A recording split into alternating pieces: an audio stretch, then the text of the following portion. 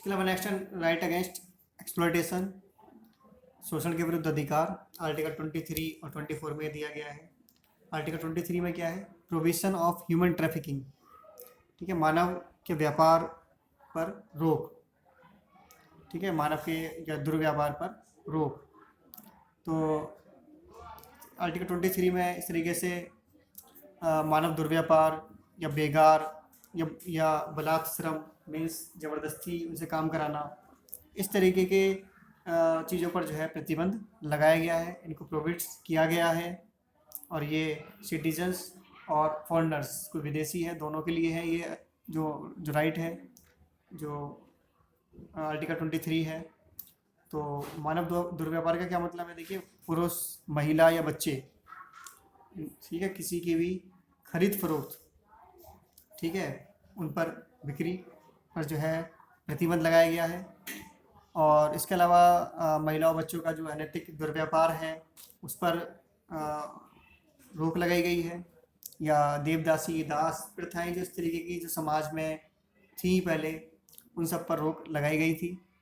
इसके अलावा बेगार का मतलब है बिना तनख्वाह दिए, बिना सैलरी दिए हुए काम करवाना, बंधुआ मजदूरी कराना, कि उनकी कुछ अपनी कुछ जो है प्रॉब्लम्स है या उनको अपने जो राइट्स है उनकी जानकारी नहीं है, इलिटरेसी है, तो उसके आधार पर बहुत से लोग ऐसे हैं जो अपने दमखम पर जो है अपने जो है जो बल है उसके उसके थ्रू जो है वो उनसे काम करवाते हैं। ऐसा हम देख सकते हैं, सोसाइटी में ऐसा देखा जाता है, तो उसको भी जो है रोक लगाई गई है। बलात्श्रम का मतलब है शारीरिक अथवा कानूनी बल का प्रयोग कर काम करवाना, मतलब उनकी जो इकोनॉमिक कंडीशंस खराब हैं उसका फ़ायदा उठाकर काम करवाना, या फिर जो एक मिनिमम जो वेजेस हैं, न्यूनतम जो मजदूरी है उससे कम पर जो है काम करवाना। इसके अलावा देखिए अदर लॉज भी जो है, जैसे कि इमोरल ट्रैफिक प्रिवेंशन एक्ट 1956 में पास किया गया था, तो अदर जो है लॉज भी बनाए गए हैं। इसके अलावा इसके लिए भी कुछ अपवाद है, जैसे कि कोई पब्लिक इंटरेस्ट का कोई इश्यू है, ठीक है, जैसे कि मिलिट्री में ज़रूरत है, जैसे कि मान लीजिए दूसरे देश से युद्ध छिड़ जाता है, तो ऐसी परिस्थिति में कोई जो है सैनिक ये नहीं कह सकता है कि नहीं जी अब मैं जो है मतलब मैं मुझसे आप ज़बरदस्ती काम नहीं करा सकते हैं। तो सार्वजनिक उद्देश्यों के लिए या सोशल सर्विस के लिए जो है काम जो है ये कराया जा सकता है। और जिनके लिए जो है राज्य ज़रूरी भी नहीं कि मतलब उसको वेजेस भी दे, धन भी दे, कि भाई नहीं उसके लिए इतनी सैलरी जो है वो होनी चाहिए। तो इसके लिए मतलब जो पब्लिक इंटरेस्ट के जो इश्यूज़ हैं उन पर इसमें रोक लगाई गई है, मतलब उनके लिए काम कराया जा सकता है। इसके अलावा नेक्स्ट है article 24, employment of children below 14 years of age in any factory of mine और other risky occupation are also prohibited by law. तो 14 साल से कम उम्र की बच्चों के लिए जो है पूरी तरीके से प्रतिबंध इसमें लगाया गया है कि जो माइंस वाले काम हैं या रेलवे है, ठीक है, तो या फैक्ट्रीज़ हैं उनमें, या रिस्की वाले जो काम हैं सब पर प्रतिबंध लगाया गया है। लेकिन अब 2006 में जो है इसमें थोड़ा चेंज किया गया था, और इसमें जैसे कि हम देखते थे कि जो चाय की दुकानें हैं, होटल, रेस्टोरेंट, रिजॉर्ट, ठीक है, इन सब में जो है या कारखाने, इन पर जो है हमें बच्चे काम करते हुए दिख जाते थे, या होटल्स वगैरह में, तो इस पर भी जो है पूरी तरीके से प्रतिबंध लगाया जा चुका है। इसके अलावा नेक्स्ट है article right to freedom of religion, धार्मिक स्वतंत्रता का अधिकार। इसमें आर्टिकल 25 से लेकर 28 तक हैं, 4 आर्टिकल्स इसमें दिए गए हैं। तो आर्टिकल 25 जो है वो सभी को इस बात की आज़ादी देता है कि वो किसी भी धर्म को मान सकते हैं, आचरण करने या प्रचार करने की स्वतंत्रता देता है, ठीक है। तो ये जो आर्टिकल है ये सभी सिटीजन्स के लिए या फॉरेनर्स के लिए, सभी के लिए है ये। और इसमें एक बात और ये भी शामिल की गई है कि जो सिखों का जो कृपाण धारण करना और उसको साथ में लेकर चलना, जो उनका धार्मिक मामला इसको माना गया है कि वो ऐसा उनके धार्मिक स्वतंत्रता के अधिकार के अंतर्गत ये आता है। इसके अलावा आर्टिकल 25 में हिंदुओं में जो है सिख, जैन और बौद्ध, ये सभी सम्मिलित हैं। इन सभी को हिंदू माना गया है, सिख, जैन और बौद्ध। ठीक है। अंतःकरण की स्वतंत्रता का क्या मतलब है? देखिए, अंतःकरण का मतलब ये है कि कोई भी व्यक्ति जो है भगवान को अपने साथ अपने ढंग से अपने संबंध बनाने के लिए पूरी तरीके से स्वतंत्र है। आंतरिक रूप से किसी भी तरीके से वो पूजा कर सकता है। ठीक है। और किसी भी धर्म में वो अपना विश्वास जो है जमा सकता है। ठीक है। आस्था की स्वतंत्रता पूरे तरीके से इसमें दी गई है, लेकिन बिना भय के। ऐसा नहीं कि किसी ने धार्मिक परिवर्तन ज़बरदस्ती कराया हो और तब वो उसको माने, तो ऐसा नहीं है। इसके अलावा आचरण का मतलब है कि वो किसी भी तरीके से पूजा में सम्मिलित हो सकता है। कोई भी परंपरा है, समारोह है, किसी भी तरीके का अपने विचारों का जो प्रदर्शन है, उसको पूरी तरीके से स्वतंत्रता इसमें दी गई है। प्रसार का मतलब है कि वो अपना जो उसका धर्म जिसको मानता है, वो अन्यों को जो है प्रचार कर सकता है। उसका अपने धर्म का जो प्रसार कर सकता है। जो अपने उसके जो धर्म के जो सिद्धांत हैं वो उनको प्रकट कर सकता है, लेकिन वो ज़बरदस्ती दूसरों से धर्मांतरण करने, ठीक है, धर्म परिवर्तन के लिए नहीं कह सकता है, वो उसके अधिकार में शामिल नहीं है। इसके अलावा इसमें जो प्रतिबंध जो लगाए गए हैं, रिस्ट्रिक्शंस जो लगाए गए हैं, वो पब्लिक ऑर्डर, जो सार्वजनिक व्यवस्था है, वो ख़राब नहीं होनी चाहिए। नैतिकता है वो बनी रहनी चाहिए, और स्वास्थ्य, ठीक है, इन आधारों पर प्रतिबंध लगाया जा सकता है। इसके अलावा नेक्स्ट आर्टिकल 26 में every religion nomination is given the right, सभी को ये अधिकार दिए गए हैं इस आर्टिकल के तहत कि कोई भी जो धर्म है, धार्मिक प्रयोजनों के लिए किसी भी तरीके की जो संस्थाएं हैं, जो इंस्टीट्यूशंस हैं, ठीक है, या फिर चैरिटी जिनको बोला जाता है, ट्रस्ट, उनको इस्टेब्लिश कर सकता है कोई भी व्यक्ति, संस्था, उनकी स्थापना कर सकती है, और उनको वो मेंटेन कर सकते हैं। उनको पोषण का अधिकार उनको दिया गया है।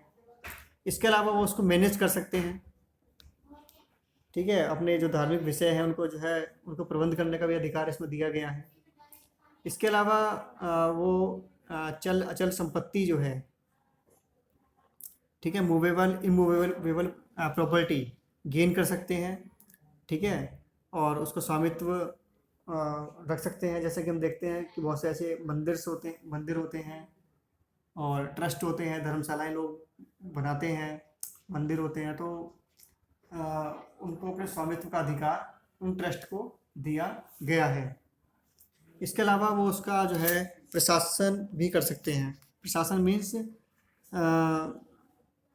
उसको किस तरीके से उसको जो है मैनेज करना है, कि जैसे जो मंदिर है या कोई भी जो भी जो धर्मशाला है, उसमें एम्प्लॉय रखना, या उसको किस तरीके से जो है उसका मैनेजमेंट होगा, किस तरीके से वो काम करेगा, तो वो उनका जो है अपना पर्सनल मामला माना गया है। नेक्स्ट आर्टिकल 27, इसमें जो टैक्स है उसकी मनाही इसमें की गई है। अगर कोई व्यक्ति अपने किसी विशेष धर्म को बढ़ावा देना चाहता है तो उसको टैक्स देने के लिए बाध्य नहीं किया जाएगा।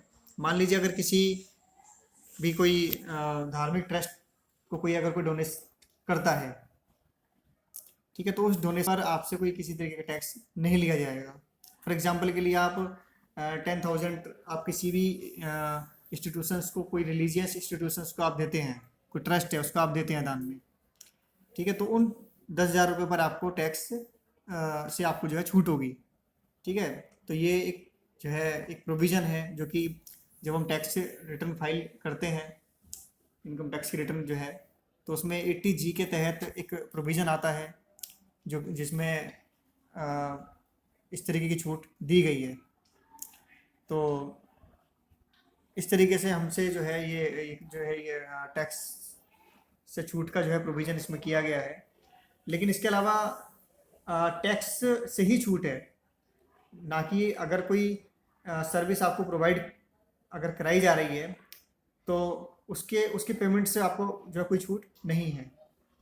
मान लीजिए कोई रिलीजियस पैलेस है, ठीक है, और वहाँ पर टूरिस्ट को कोई फैसिलिटी अवेलेबल कराई जा रही है गवर्नमेंट के द्वारा, ठीक है, तो उस फैसिलिटी का आपसे जो है चार्ज किया जाएगा।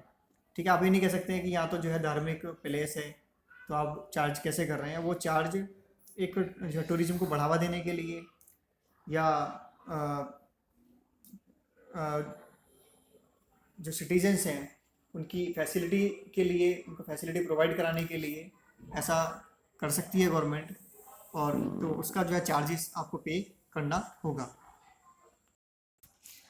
Next article 28, freedom as to attendance at religious instructions, धार्मिक शिक्षा में उपस्थित होने की स्वतंत्रता। ठीक है, देखिए इसमें दो तरीके से है।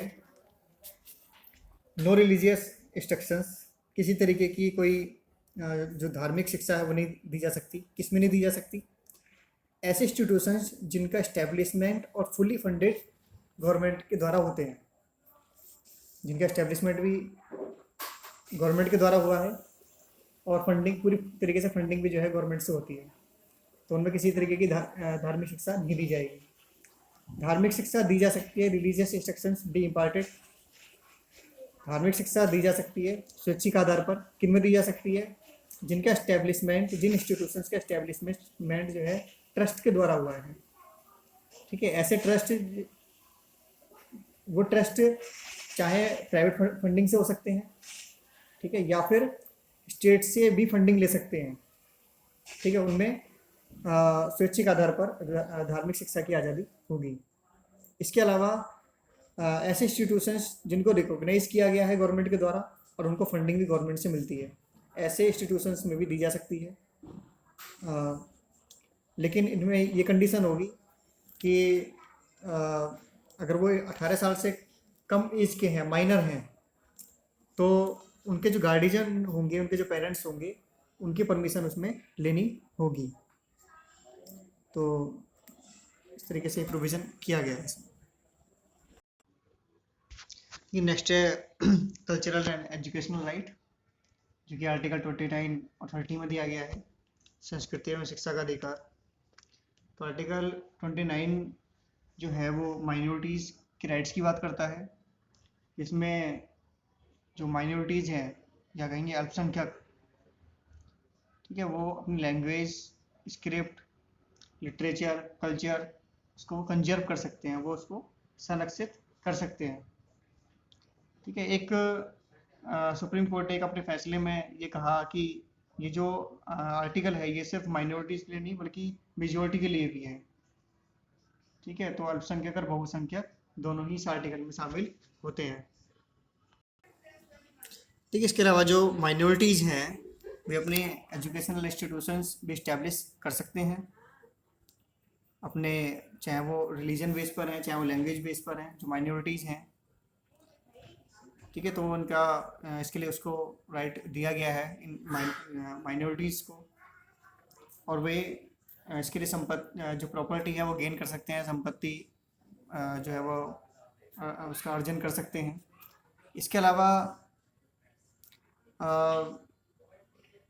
जो स्टेट गवर्नमेंट से जो फंडिंग से होगी, स्टेट या सेंट्रल गवर्नमेंट से, उन इंस्टीट्यूशंस को जो है फंडिंग भी दी जा सकती है। ठीक है, जैसे कि हम देखते हैं माइनॉरिटीज़ के जो इंस्टीट्यूशंस होते हैं, जो जैन होते हैं जैसे कि, या क्रिश्चियंस होते हैं, उनके इंस्टीट्यूशंस हम देखते हैं, जैसे कि सेंट स्टीफेंस है, दिल्ली यूनिवर्सिटी का जो कॉलेज है, तो ये अपने एजुकेशन इंस्टीट्यूशंस इस्टेब्लिश कर सकते हैं, और इनको जो गवर्नमेंट से जो ग्रांट है वो भी जो है मिलेगी, और उसमें किसी तरीके का भेदभाव नहीं किया जाएगा। या जैसे जामिया यूनिवर्सिटी है, AMU है, अलीगढ़ मुस्लिम यूनिवर्सिटी, या इसके अलावा और बहुत सारे ऐसे इंस्टीट्यूशंस हैं जो जैन जो कम्युनिटी है उसके द्वारा चलाए जाते हैं, या क्रिश्चियंस हैं। तो लेकिन ऐसे बहुत सारे ऐसे इशूज भी आते हैं जिसमें इन इंस्टीट्यूशंस के द्वारा ये कहा जाता है कि वो जो स्टाफ है और जो एडमिशन्स हैं वो सिर्फ अपनी कम्युनिटी के लिए ही देंगे, तो सुप्रीम कोर्ट ने एक डिसीजन ये दिया कि वो 50% से ऊपर जो से ज़्यादा जो सीट वो जो अपनी जो कम्युनिटी है उसको वो नहीं दे सकते हैं। ठीक है, 50% जो सीट्स हैं वो जनरल के लिए उनको रखनी होंगी। देखिए, इसके अलावा जो आर्टिकल 31 था उसको अमेंडमेंट एक्ट के द्वारा जो है निकाल दिया गया उसको, 44 अमेंडमेंट एक्ट के द्वारा 1978 में, और इसको एक लीगल राइट इसको बना दिया गया है, इसको फंडामेंटल राइट से निकाल दिया गया है। अब ये आर्टिकल 300 ए का ये जो पार्ट इसको बना दिया गया है, और ये एक लीगल राइट है, फंडामेंटल राइट ये नहीं है। और इसके अलावा आर्टिकल 32 है। आर्टिकल 32 ये बहुत इंपॉर्टेंट आर्टिकल है, क्योंकि जितने भी हमारे जो फंडामेंटल राइट्स की जो ये हमने बात की, वे सभी फंडामेंटल राइट्स को जो दिलाने का जो एक माध्यम है वही आर्टिकल है। इस आर्टिकल के थ्रू हम उन आर्टिकल्स या अपने अधिकारों को हम पा सकते हैं। ठीक है, तो इस तरीके से इसमें जो है 5 रिट्स इसमें दी गई हैं। इन रिट्स के माध्यम से हम अपने जो फंडामेंटल राइट्स हैं उनको अप्लाई करा सकते हैं, हम सुप्रीम कोर्ट जा सकते हैं। ठीक है, तो 5 रिट्स कौन कौन सी हैं उनके बारे में डिस्कस कर लेते हैं। हैबियस कॉर्पस है, मंडामस, प्रोविजन, क्यू वारंटो और सेरेटरी। ठीक है, तो ये 5 रिट्स हैं जो कि आर्टिकल 32 में दी गई हैं। तो देखिए, फर्स्ट रिट है हैबियस कॉर्पस, बंदी प्रत्यक्षीकरण, जिसका सिंपल लैंग्वेज में अगर हम बात करें तो इसका मतलब है शरीर को प्रस्तुत कीजिए। मीन्स जैसे कि हमने बात की थी आर्टिकल 22 में कि एक गिरफ्तार व्यक्ति को ये अधिकार है कि वो उसका कारण जान सके कि उसको क्यों गिरफ्तार किया गया है। इसके अलावा 24 घंटे के अंदर अंदर उसको जो भी रीजनल जो कोर्ट है वहाँ पर उसको पेश किया जाना चाहिए। मान लीजिए अगर पुलिस ऐसा नहीं करती है, ठीक है, कोई ऐसा हो सकता है कि कोई पॉलिटिकल ऐसा कोई इश्यू है कि बदले की भावना से अगर कोई ऐसा काम किया जा रहा है। कई बार ऐसा होता है कि पुलिस भी जो पॉलिटिशियंस हैं उनको सपोर्ट करती है, या पुलिस का सहारा लेकर पॉलिटिशियन ऐसा काम करते हैं।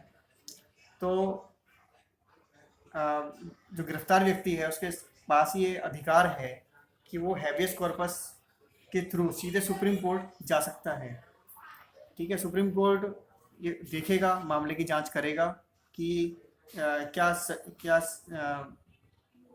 जो जिस व्यक्ति को गिरफ्तार किया गया है क्या सही मायने में उसकी गिरफ्तारी जो है जायज़ है या नहीं है। इस मामले की जांच करेगा और उसको स्वतंत्र करने का अधिकार जो है जो डिसीजन है वो दिया जा सकता है। ठीक है, तो सुप्रीम कोर्ट सीधे इस मामले की जांच कर सकता है। देखिए, नेक्स्ट है मंडामस, हिंदी में कहेंगे परमादेश। सिंपल भाषा में इसका अर्थ है हम आज्ञा देते हैं या हम आदेश देते हैं। देखिए, जो भी गवर्नमेंट इंस्टीट्यूशंस हैं, अगर किसी व्यक्ति ने अप्रोच किया वहाँ पर अपने काम के लिए और जो फंक्शंस था उस गवर्नमेंट अथॉरिटी का जो कि उसने या कोई ऑफिसर है उसने उस काम को करने से मना कर दिया या उस काम को पूरा नहीं किया, तो ये हर सिटीज़न को ये राइट है कि वो सुप्रीम कोर्ट अप्रोच कर सके, जा सके, और इस रिट के थ्रू जो भी उसका जो काम था, जो भी उसका जो अधिकार था, वो उसको पा सकता है। ठीक है, तो इसमें सुप्रीम कोर्ट उस जो भी अथॉरिटी है या जो भी बॉडी है जिसने गवर्नमेंट की बॉडी है जिसने काम करने से मना कर दिया था, ठीक है, या काम पूरा नहीं किया, तो उनको वो आदेश दे सकती है। उनको उनकी जो ड्यूटीज़ है जो उनको असाइन हुई हैं, तो उनको ड्यूटीज़ को जो है पूरा करने के लिए आदेश सुप्रीम कोर्ट के द्वारा दिया जा सकता है। ठीक है, लेकिन ये जो प्राइवेट जो फर्म्स हैं उनको उनके लिए जारी नहीं किया जा सकता है। इसके अलावा नेक्स्ट है प्रोविजन या प्रतिषेध, सिंपल भाषा में कहेंगे मना करना। तो ये सुप्रीम कोर्ट या हाई कोर्ट के द्वारा जो है जो अधीनस्थ जो न्यायालय हैं, ठीक है, जो लोअर कोर्ट हैं या ट्रिब्यूनल्स हैं, ठीक है, उनको ये जारी किया जाता है। ये ऐसे मामले में जारी किया जाता है कि जो मामले जैसे कि आ, उनकी सुनवाई लोअर कोर्ट में नहीं हो सकती है ऐसी, वो सीधे सीधे सिर्फ जो है या तो हाई कोर्ट में सुने जा सकते हैं ऐसे ऐसे मामले, या फिर सुप्रीम कोर्ट में सुने जा सकते हैं। ठीक है, तो ऐसे मामलों के लिए जो है हाई कोर्ट या सुप्रीम कोर्ट मना कर सकता है। ठीक है, और उनको अपने अधिकार क्षेत्र में रहने के लिए आदेश जारी कर सकता है। जैसे कि मान लीजिए एक या दो कंपनीज के बीच के जो मामले हैं, ठीक है, दो फर्म्स के बीच के जो मामले हैं वो सीधे हाई कोर्ट में ही जाते हैं, वो लोअर कोर्ट में नहीं सुने जाते हैं। या दो स्टेट्स के बीच के मामले हैं, ठीक है, बिहार या यूपी के बीच का मामला है, या किसी भी दो स्टेट के बीच के मामले हैं, तो उनकी सुनवाई सीधे सीधे सुप्रीम कोर्ट में ही हो सकती है। तो इस तरीके से ये आदेश जारी किया जा सकता है कि अगर लोअर कोर्ट अपने अधिकार क्षेत्र से बाहर जा रहा है। नेक्स्ट है सेक्रेटरी उत्प्रेक्षण लेख, या कहेंगे सिंपल भाषा में और अधिक सूचित कीजिए। देखिए, अगर हाई कोर्ट या सुप्रीम कोर्ट का अगर लगता है कि जो निचली अदालत में जो मामला चल रहा है, कोई ऐसा कोई केस है जिसकी सुनवाई वहाँ पर चल रही है, और उनको लगता है कि इसमें निष्पक्ष ये सुनवाई नहीं होगी, या न्याय में कोई खामी अगर नज़र आती है, तो ऐसे मामले को सीधे सीधे अपने पास ऐसे मामले को जो है अपने पास मंगवा सकता है। ऐसे केस के जितने भी जो डॉक्यूमेंट्स हैं उनका अपने पास मंगवाया जा सकता है। नेक्स्ट है क्यूअरंटो, इसको कहेंगे हिंदी में अधिकार कक्षा, या सिंपल भाषा में कहेंगे किस अधिकार से। देखिए, कोई व्यक्ति जिसका जो गवर्नमेंट पोस्ट है, ठीक है, या पब्लिक कोई बॉडी है, और उस पोस्ट पर अगर कोई व्यक्ति अगर बैठ जाता है, अपना अधिकार जमाता है, जबकि उसका उस पोस्ट पर रहने का उसको अधिकार नहीं है। मान लीजिए कोई एमएलए है, और उसने बिना मतलब इलेक्शन उसने नहीं जीता है, ठीक है, वो इलेक्शन में हार गया है, और उसके बाद भी वो ये दावा करता है, मतलब उस एरिया के एमएलए होने का दावा करता है। या इसी तरीके से कोई भी ऑफिशियल कोई ऐसी पोस्ट है जिसमें कोई व्यक्ति अगर अपना अधिकार का दावा करता है, जबकि वो उस पोस्ट का अधिकारी नहीं है, तो ऐसे में उस व्यक्ति से पूछा जा सकता है कि किस अधिकार से, ठीक है, उसने उस पद का जो है वो मतलब बैठा हुआ है, या उसको वहाँ पर अपने अधिकार जमा रहा है। तो ऐसे मामले में उससे पूछा जा सकता है, ठीक है, और इसमें एक्शन सुप्रीम कोर्ट या हाई कोर्ट ले सकता है, और ऐसे व्यक्ति को जो है हटाया जा सकता है।